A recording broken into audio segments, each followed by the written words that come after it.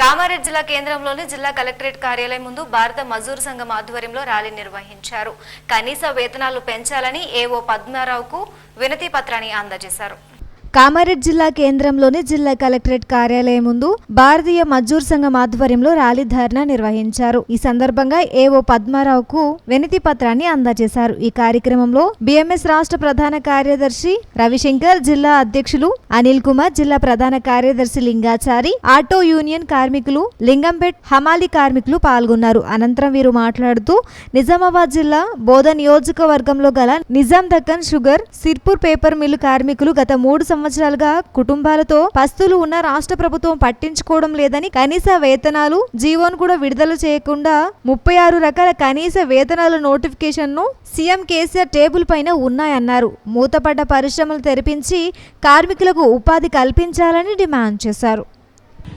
ఈరోజు దేశవ్యాప్తంగా అన్ని జిల్లా కార్యాలయాల వద్ద, కలెక్టర్ కార్యాలయాల వద్ద భారతీయ మజ్దూర్ సంఘ్ ధర్నాలు చేస్తూ ఉంది.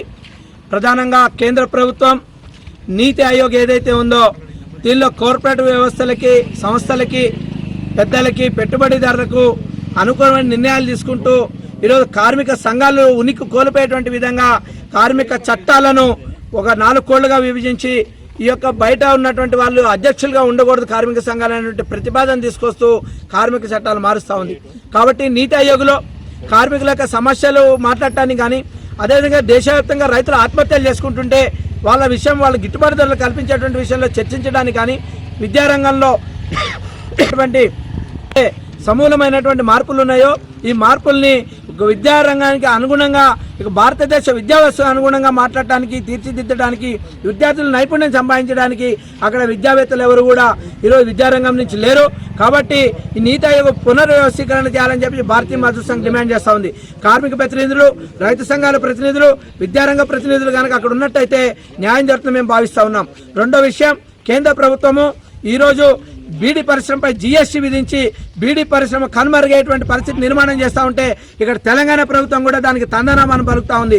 ఈ యొక్క కేంద్ర రాష్ట్ర ప్రభుత్వం యొక్క విధానాలు మేము నిరసిస్తూ ఉన్నాం. ఈ యొక్క తెలంగాణ రాష్ట్రంలో సాక్షాత్ కార్మిక శాఖ మంత్రి రాయ్ నరసింహారెడ్డి గారు యూనియన్ అధ్యక్షులుగా ఉన్నటువంటి పరిశ్రమ ఏదైతే నిజాం దక్కన్ షుగర్ కానీ, సిర్పూర్ పేపర్ మిల్లు కానీ మూతపడితే ఈ రోజు వరకు చర్యలు తీసుకోలేని పరిస్థితి ఉంది. అన్ఫిట్ యొక్క కార్మిక శాఖ మంత్రి